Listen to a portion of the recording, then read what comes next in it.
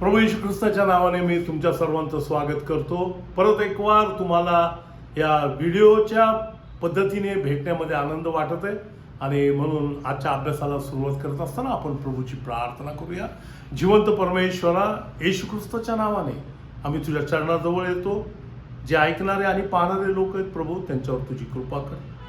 ही वचनाची भाकर मोडण्यासाठी पवित्र आत्म्या मला सहाय्य कर। आम्ही तुझ्या हातामध्ये पडतो देवा, आम्हाला तुझी दया दे आणि हे वचन आम्हाला तू समजू दे। येशू ख्रिस्त आमचा तारणारा याच्या गोड आणि प्रिय नावाने मागत आहे, म्हणून तू आई, आमेन। आणि परत एक वार प्रभू येशू ख्रिस्ताच्या नावाने तुमच्या सर्वांचं स्वागत करतो। देव चांगला आहे आणि त्याची कृपा आणि दया आमच्यावर झालेली आहे। हालेलुया। आणि म्हणून आज सकाळच्या वेळेस आम्ही देवाची उपकार स्तुती करत असताना आम्ही जो आमचा अभ्यास आहे स्वर्गाचं राज्य आणि देवाचं राज्य ह्याच्या बाबतीमध्ये पाहत असताना आम्ही त्याच्याकडे लक्ष लावूया।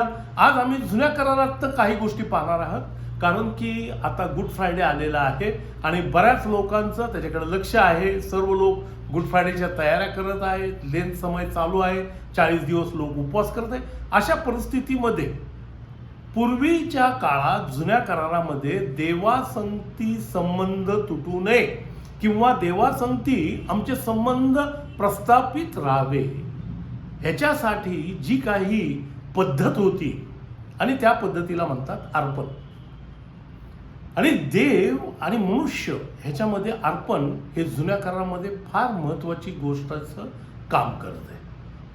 आणि म्हणून अर्पणामधला प्रभू येशू ख्रिस्तांनी 5 अर्पण जे आहेत ते क्रुसावरती पूर्ण केले आणि त्याच्यामधलंच एक अर्पण ज्याचा आम्ही अभ्यास करणार आहोत। अजून एक अर्पण, एकूण आज 2 अर्पणांचा अभ्यास करणार आहोत। एक आहे होमार्पण, दुसरं आहे अन्नार्पण। आणि अन्नार्पण हे काय करतं, होमार्पण काय करतं आणि त्याच्यामध्ये असलेल्या पद्धती ज्या क्रुसासंगती जवळजवळ लागलेल्या आहेत। प्रत्येक गोष्ट जी क्रुसावर करण्यात आली ती त्या जुन्या करारातल्या अर्पणांमध्ये त्याचं कनेक्शन कसं आहे ते पाहत आहोत। आणि म्हणून आम्ही सर्वजण लक्ष लावूया। तुम्ही पाहतात त्याच्याबद्दल मी तुमचा आभारी आहे। देव तुम्हाला आशीर्वाद देव। आणि म्हणून लेवी याचं पुस्तक त्याचं 14वा अध्याय आणि त्याचे 1 ते 7 वचन। परमेश्वर मोशेला म्हणाला, महारोग्यास शुद्ध ठरविण्याच्या वेळेचा नियम हा त्याला याजकाकडे आणावे। याजकाने छावणीच्या बाहेर जाऊन त्या महारोग्यास तपासून पाहावे। त्याच्या अंगावरचा महारोगाचा सट्टा बरा झाला असल्यास त्याने आज्ञा करावी, ज्याला शुद्ध ठरवायचे आहे त्याच्यासाठी 2 जिवंत शुद्ध पक्षी, गंधसरूचे लाकूड, किरमिजी रंगाचे कापड व एजोब ही घेऊन यावे। मग याजकाने आज्ञा करावी की वाहत्या पाण्यावर मातीच्या पात्रात त्यातला एक पक्षी मारावा आणि जिवंत पक्षी, गंधसरूचे लाकूड, किरमिजी कापड आणि एजोब ही घेऊन जिवंत पक्षासह वाहत्या पाण्यावर मारलेल्या पक्षाच्या रक्तात त्याने बुडवावी आणि ते रक्त महारोगापासून शुद्ध ठरवायच्या मनुष्यावर 7 वेळा शिंपडावे। मग तो शुद्ध झाला आहे असे सांगून त्या जिवंत पक्षाला माळ रानात सोडून द्यावे।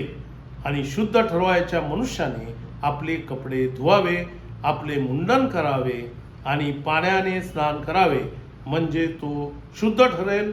त्यानंतर त्याने छावणीत यावे, तरी त्याने 7 दिवस आपल्या तंबूबाहेर राहावे। परमेश्वर वाचलेल्या वचनावरती आशीर्वाद देव। आणि आम्ही हे पाहत असताना ह्याच्यामध्ये ज्या गोष्टी दिलेल्या आहेत त्याच्याकडे आम्ही लक्ष लावूया। पहिली गोष्ट महारोग। महारोग हा त्या काळामधला एक असा रोग होता की जो अशुद्धपणा दर्शवतो। आणि महारोग जो आहे हा महारोग दुसरं तिसरं काही नसून आमच्या पापाचं दर्शक आहे। पापामुळं परमेश्वराच्या सानिध्यामधून मनुष्य दूर गेला। आणि त्याच्यासाठी महारोगासाठीचे जे वचन आहे की महारोगी जर असेल तर लेवियाचं पुस्तक त्याचा 13वा अध्याय आणि लेवियाचं पुस्तक त्याचा 13वा अध्याय आणि त्या 13व्या अध्यायामधील 45 आणि 46 वचनामध्ये आम्हाला ह्या गोष्टीची कल्पना येते की महारोग जो होता तो कसा होता. लेवियाचं पुस्तक त्याचा 13वा अध्याय आणि त्याचं 45वा वचन. ज्या महारोगाच्या अंगावर हा चट्टा असेल त्याचे कपडे फाटके असावे, त्याच्या डोक्याचे केस मोकळे सोडलेले असावे, त्याने आपल्या वरचा ओठ झाकून ठेवावा आणि अशुद्ध अशुद्ध असे ओरडत जावे. 46 वचन. जितके दिवस हा चट्टा त्याच्या अंगावर राहील तितके दिवस त्याने अशुद्ध राहावे, तो अशुद्ध होय, त्याने एकटे राहावे, छावणीच्या बाहेर त्याची वस्ती असावी. आता हे महारोगाच्या बाबतीमध्ये असलेले नियम. एक पहिला नियम तो अशुद्ध समजावा, कपडे फाटके असावे, केस मोकळे सोडले, तोंड झाकावं, वरचा ओठ आणि खालचा ओठ उघडा असावा, अशुद्ध अशुद्ध असं ओरडावं आणि त्याने छावणी बाहेर एकटे राहावे. आता ह्या नियमानुसार तो वाळीत टाकलेल्या माणसाच्या समान असायचा. आता त्याच्यासाठी तो जर शुद्ध जर झाला, त्याचा जर तो डाग जर गेला, तर मग त्या जागासाठी त्यांनी अर्पण जे आणायचं ते अर्पण येशू ख्रिस्त क्रूसावर जात असताना त्यांनी पूर्ण केलं. आणि म्हणून आम्हाला ह्या जुन्या करारातील परमेश्वरासंगती आम्ही केलेल्या पापांमुळं करण्यात आलेल्या अर्पणासाठी एक अर्पण आहे, महारोगाचं अर्पण. आणि हे महारोग हा पूर्णपणे मनुष्याच्या पापी जीवनाचं दर्शक आहे. मनुष्य हा कशा रीतीने पापामध्ये बरबटला आणि त्याचे कपडे फाटले गेले. आदाम आणि हवेनी ज्यावेळेस पाप केलं त्यावेळेस पहिली गोष्ट त्यांना दिसली आणि ती म्हणजे ते नग्न आहेत, कपडे नसणे. पाप आम्हाला आमच्या नग्नतेची जाणीव करून देतो आणि परमेश्वर ती नग्नता आमची त्याच्या कपड्यांच्या द्वारे झाकतो. आणि म्हणून आदाम आणि हवेनी ज्यावेळेस पाप केलं त्यांची नग्नता दिसली. परमेश्वरांनी नग्नता दिसल्यानंतर त्यांनी अंजिराची कटी वेष्टनाचं एक आवरण केलं आणि त्याच्यावरती सूर्याचा प्रकाश पडला आणि ते पानं वाळले आणि त्यांची नग्नता दिसू लागली. ह्याच्यासाठी परमेश्वरांनी त्यांना चर्मवस्त्र दिले आणि हे चर्मवस्त्र बनवण्यासाठी त्यावेळेस परमेश्वराला कोणाचा तरी जीव अर्पावा लागला. पहिलं अर्पण एदेन बागेमध्ये झालं आणि तिथूनच तारणाच्या ड्रेसला सुरुवात झाली. त्यांच्या पापांवरती परमेश्वराने आपल्या कातड्याचे वेष्टन करून त्यांची लाज झाकली. सर्वसमर्थ परमेश्वर देव जो बाप त्याच्यासमोर आम्ही जातो त्यावेळेस आमची जे पाप आहेत ते पाप जर झाकलेले नसले तर परमेश्वर आम्हाला तिथून एका सेकंदात जाळून टाकल. परंतु प्रभू येशू ख्रिस्ताची कृपा की त्यांनी आपलं रक्त आपला प्राण त्या क्रूसावरती अर्पला आणि आमच्यासाठी तारणाची वस्त्रे दिलेली आहेत आणि ती तारणाची वस्त्र आम्ही घालून परमेश्वराच्या सानिध्यामध्ये जातो. हालेलुया. आणि म्हणून आज आनंद वाटतो की या गोष्टीविषयी बोलत असताना. आणि म्हणून अर्पणामध्ये ज्या गोष्टी बघितल्या त्या गोष्टींकडे आम्ही जर लक्ष लावलं तर त्याच्यामध्ये सांगितलेलं आहे की 2 पक्षी घ्या, गंधसरूचे लाकूड, किरमिजी रंगाचे कापड, एजोब झाडाची फांदी. आणि काय करायचं आहे तर हे घेऊन एका मातीच्या पात्रामध्ये एका पक्षाला मारावे. मातीच्या पात्रात वाहतं पाणी. आणि ह्या ज्या क्रिया ज्या आहेत ह्या क्रुसावरती कशा रीतीने कंप्लीट झाल्या. आणि ह्या दोन पक्षांकडनं आता ते दोन पक्षी आले. त्याच्यानंतर गंधसरूचं लाकूड आलं, किरमिजी रंगाचं कापड आलं, एजोब झाडाची हे पाली, हे सर्व काही जिवंत पक्षी, गंधसरूचे कापड, लाकूड रंगाचे किरमिजी रंगाचे कापड, एरजोब, हे त्या वाहत्या पाण्यावर मारलेल्या पक्षाच्या रक्तात बुचकळावे आणि 7 वेळेस त्या मनुष्यावर शिंपडावे. हालेलुया. आणि प्रभूची स्तुती असो. मग तो जो पक्षी आहे त्या पक्षाला काय करावं तर जिवंत पक्षाला माळ रानामध्ये नेऊन सोडावे. आणि तो पक्षी परत मिळाल्यास, तो पक्षी जर परत मिळाला तर त्याला मारू नये. हालेलुया. आणि प्रभू परमेश्वराचे आम्ही आभार मानूया की परमेश्वराने ह्या गोष्टी येशू ख्रिस्ताच्या जीवनामध्ये हे पवित्र शास्त्रात जुना करार कसा पूर्ण झाला ह्याच्याकडं आता आम्ही लक्ष लावत आहोत. आणि म्हणून येशू ख्रिस्तांच्या क्रुसावर जाणं ही स्टोरी सर्वांना माहिती आहे. आणि त्याच्यामुळं आम्ही त्याच्याकडे न जाता पुढच्या काही अर्थांकडं थोडासा वेळ जास्त घालवणार आहोत. येशू ख्रिस्तांना पिलाताच्या पुढं ज्या वेळेस उभा करण्यात आले त्यावेळेस पिलातासमोर उभे राहिलेले ते असतात प्रभू येशू ख्रिस्त एक पक्षी होते अर्पणाप्रमाणे. जगाच्या महारोग म्हणजे पापाच्या अर्पणाचं अर्पण चाललेले होते. आणि त्या अर्पणासाठी येशू ख्रिस्त नावाचा एक पक्षी उभा होता आणि त्याच्या समोर दुसरा एक पक्षी उभा राहिला. आणि त्या पक्षाचं नाव आहे बरब्बास. 2 पक्षी, एका पक्षाला मारण्यात यावं आणि त्याच्या रक्तामध्ये ह्या सर्व गोष्टी भिजल्या जाव्या आणि तिथून 7 वेळेस त्याचं सिंचन करण्यात यावं, म्हणजे तो मनुष्य शुद्ध होईल. म्हणून एक पक्षी जर येशू ख्रिस्त तर दुसरा पक्षी बरब्बास. एक येशू ख्रिस्त जगाचा मसीहा, तारणारा, पित्याचा पुत्र. आणि बरब्बा हा जो शब्द आहे त्या शब्दाचा अर्थ आहे बापाचा मुलगा. आणि बापाचा मुलगा कोण होता? लूका वर्तमान त्याचा 15वा अध्याय 11 ते 32 ह्या वचनामधल्या वचन 22 मध्ये आपल्याला समजतं की बापाचा मुलाला तो होता उधळा पुत्र. आणि तो आल्यानंतर पहिलं जर काय काम झालं असेल तर पहिला त्याचा झगा बदलण्यात आला. त्याचा झगा बदलला, त्याच्या हातामध्ये अंगठी घालण्यात आली आणि त्याला जोडे घालण्यात आले. आदाम हवेला परमेश्वराने चर्मवस्त्र दिली.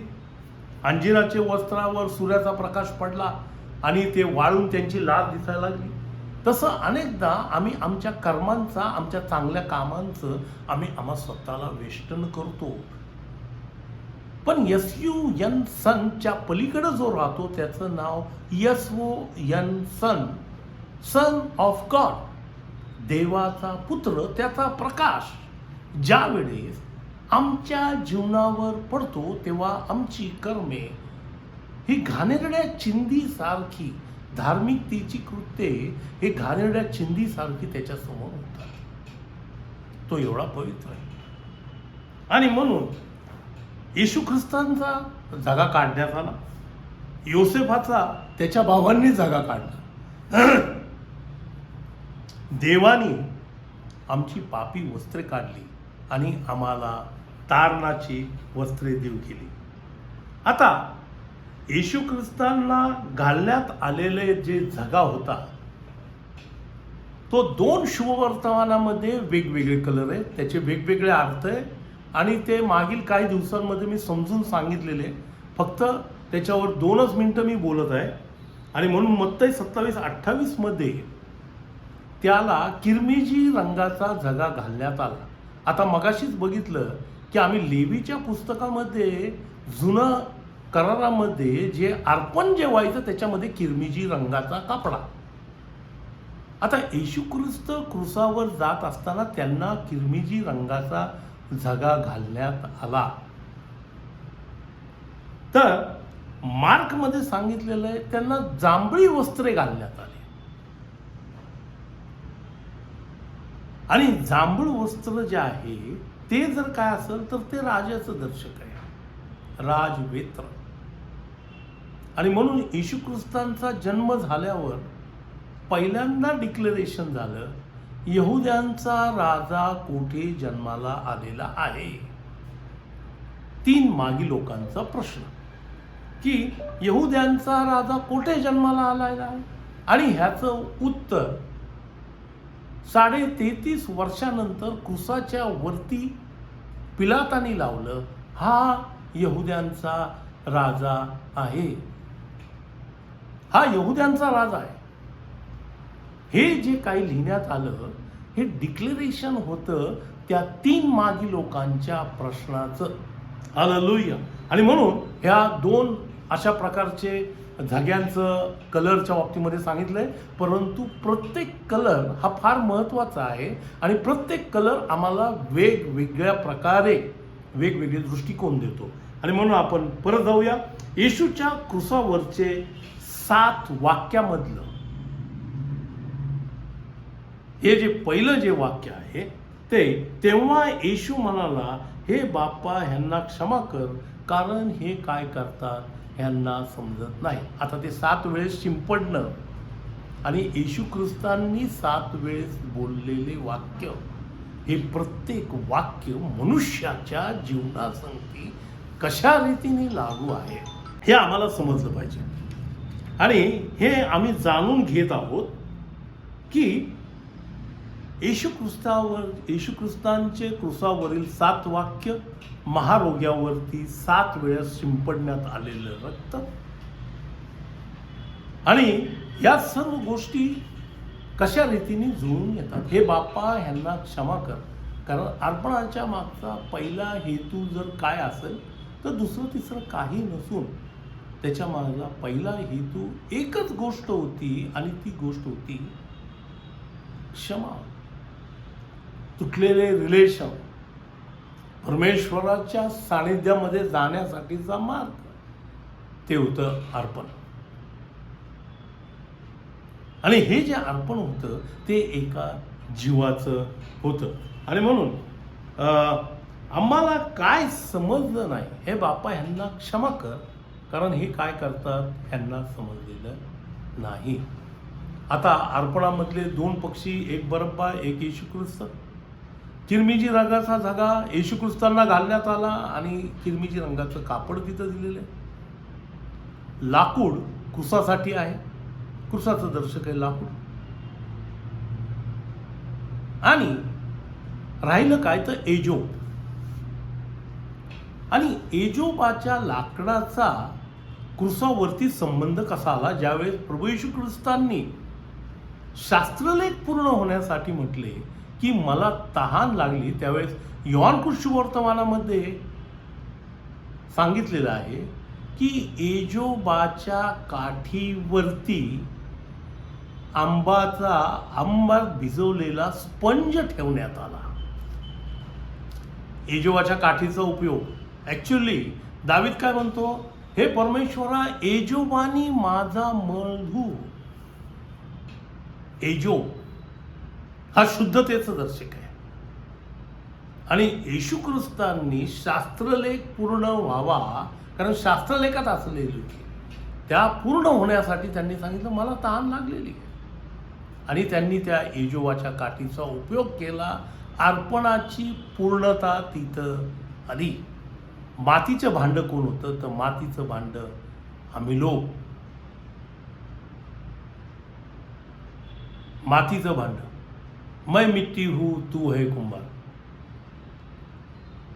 आणि परमेश्वराने आदामाला मातीचा घडवला. तो मातीच्या भांड्यावरती त्या पात्रामध्ये वाहत पाणी, येशू ख्रिस्तांच्या कुशीमध्ये ज्यावेळेस भाला घातला त्याच्यामधनं काय निघालं तर वाहत पाणी आणि रक्त.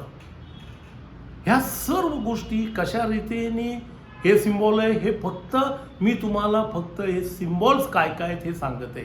ह्याचा एजोब म्हणजे काय, एजोबाची शुद्धता, 2 पक्ष्यांची शुद्धता, किरमिजी रंगाचं कापड, ह्याचे काही मागच्या ज्या काही माझे व्हिडिओज आहेत त्याच्यामध्ये मी काही काही गोष्टी समजून सांगितल्या. आणि हीच गोष्ट येशू ख्रिस्तांनी इथं क्रुसावरती काय केली तर क्रुसावरती इथं पूर्ण केलेली आहे. आदामानी आज्ञा मोडली, मृत्यू आला. पण मृत्यू कोणी तयार केला होता तर मृत्यू देवानी तयार केला होता. आम्हाला पुष्कळदा असं वाटतं की मृत्यू सैतानाने तयार केला, परंतु मृत्यू देवाने तयार केला होता. कारण कलसेकरसपत्र 1 अध्याय आणि त्याच्या 16व्या वचनामध्ये सांगितलंय, कारण आकाशात व पृथ्वीवर असलेले दृश्य व अदृश्य असलेले राजे, अधिपती, सत्ताधीश, अधिकारी असलेले जे काही सर्व त्याच्यामध्ये निर्माण झाले, सर्व काही त्याच्याद्वारे व त्याच्यासाठी निर्माण केले. आता लक्षात ठेवा, पहिलं इंट्रोडक्शन क्रुसावरती ज्या मृत्यूवरती येशू ख्रिस्तांनी विजय मिळवला त्या मृत्यूला पहिलं इंट्रोड्यूस आदामन हवेला देवाने केलं. ज्या दिवशी तू फळ खाशील त्या दिवशी तू खास मरशील. आणि मृत्यूचं इंट्रोडक्शन किंवा मृत्यूची तोंड ओळख ही परमेश्वरा देवाने स्वतः आदामाशी करून दिली. आता हा जो मृत्यू जो आहे हा कुठल्या परिस्थितीत होता तर हा मृत्यू निद्रावस्थेत होता. आणि आदाम हवेला सांगितलं ज्या दिवशी तू फळ खाशील त्यावेळेस तो निद्रेतनं जागा होईल आणि पहिला तुला मारल. कारण परमेश्वराने त्याची परिस्थिती मृत्यूची निद्रावस्था ही ठेवलेली होती. आणि मनुष्याने काय केलं तर मनुष्याने तो रिमोट मृत्यूचा दाबला आणि झोपलेला मृत्यू त्याने जागा केला.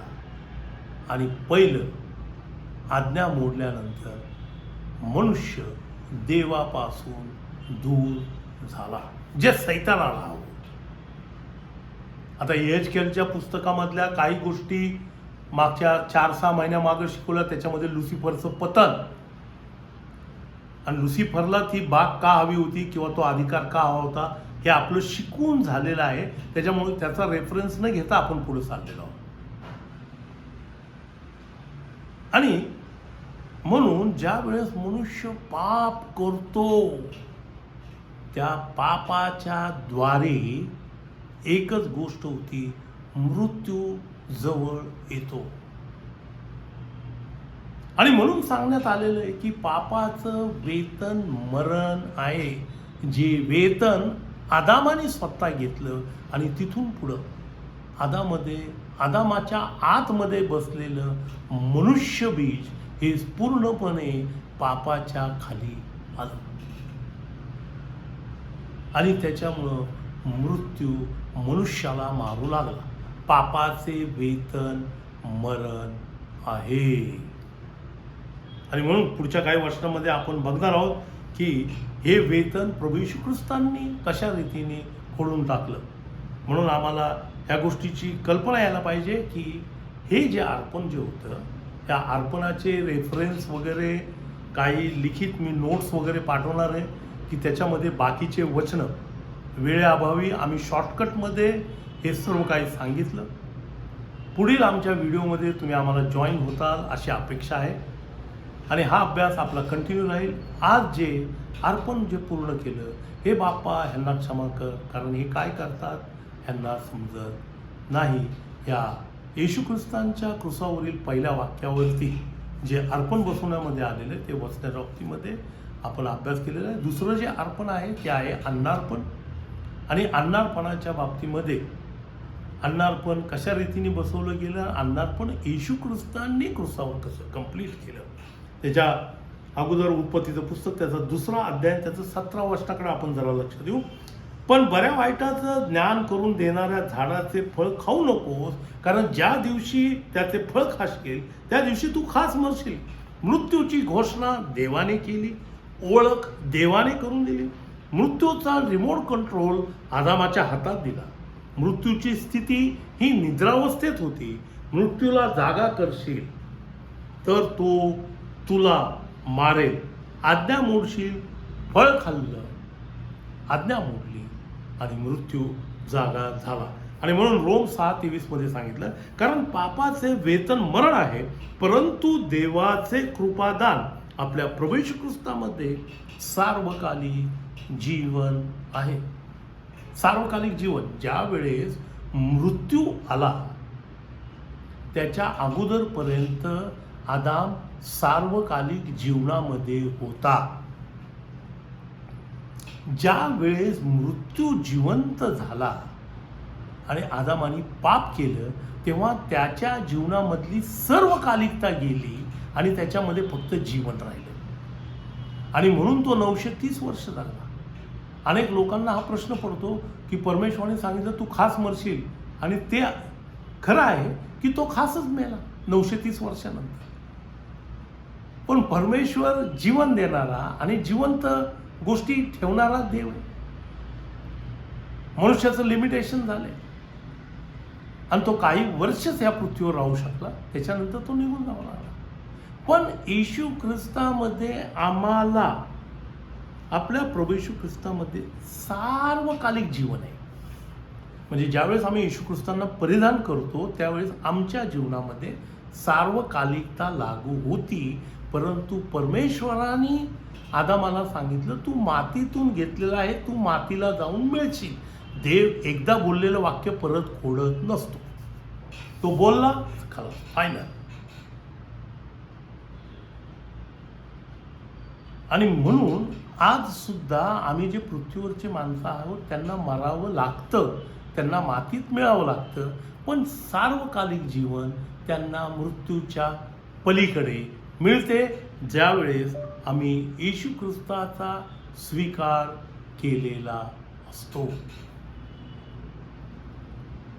आणि म्हणून प्रियांनो, आपली वेळ झालेली आहे आणि आपण इथंच थांबूया आणि पुढील व्हिडिओमध्ये ह्या बायबल अभ्यासामध्ये आपण परत एक वार भेटू. परत एक वार संकेत साळवे यांचे मी प्रभू येशूच्या नावामध्ये आभार मानतो. त्यांनी आम्हाला ही संधी दिली आणि त्यांच्या या मदतीबद्दल आणि त्यांचा आमच्या सेवेमधल्या भागाबद्दल मी प्रभूची स्तुती करतो आणि परमेश्वराचे उपकार मानतो. प्रभूच्या नावाला धन्यवाद देऊया. प्रार्थना करू. जिवंत प्रभू, दिलेलं वचन यांच्यापर्यंत पोहोचवलेलं आहे आणि हे प्रत्येकाच्या कानाला समजण्यास सहाय्य कर. तुझी कृपा कर आणि दया कर. येशू आमचा तारणारा, याच्या नावाने मागतो म्हणून तू आहे. आमेन.